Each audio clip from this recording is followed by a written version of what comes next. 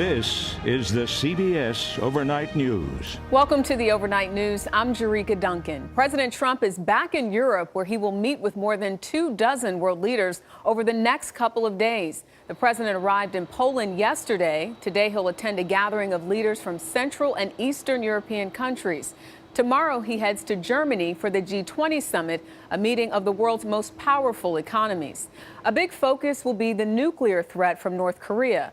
On the 4th of July, North Korea test-launched its first intercontinental missile with a potential range that could hit parts of the United States.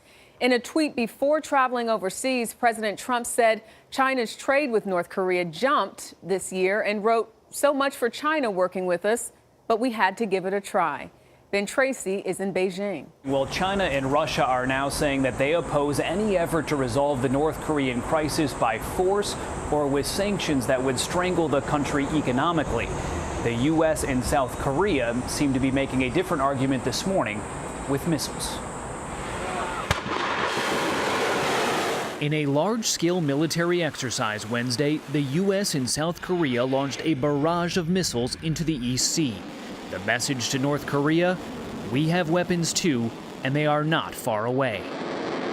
In a statement, the Pentagon said the U.S. will use the full range of capabilities at our disposal against the growing threat from North Korea.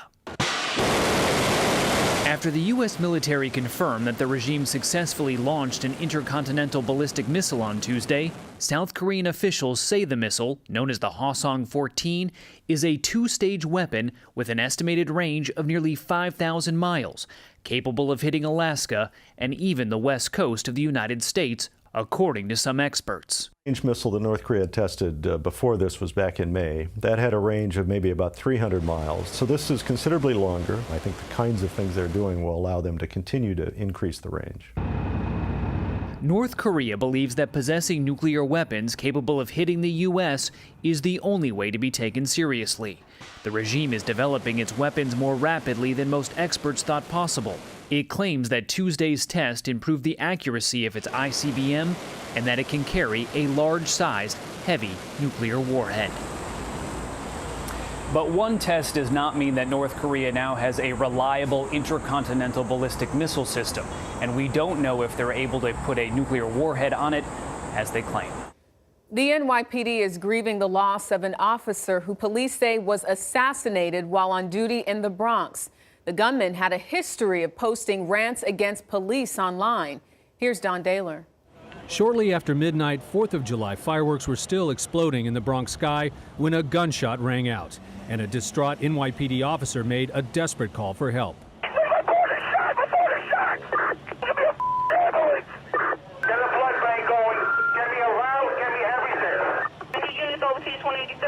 Shots fired. 48-year-old Miasoti's Familia, a 12-year NYPD veteran and mother of 3, was sitting in an NYPD mobile unit when she was ambushed. Familia was fatally shot in the head. NYPD Commissioner James O'Neill. It is clear this was an unprovoked attack on police officers who are assigned to keep the people of this great city safe. She was sitting in the vehicle, and he came up and fired a round into the vehicle.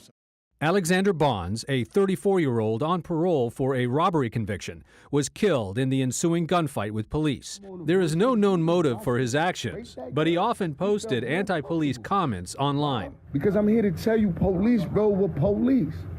Nationally, fatal ambushes of law enforcement officers is on the rise. Familia was the 4th this year.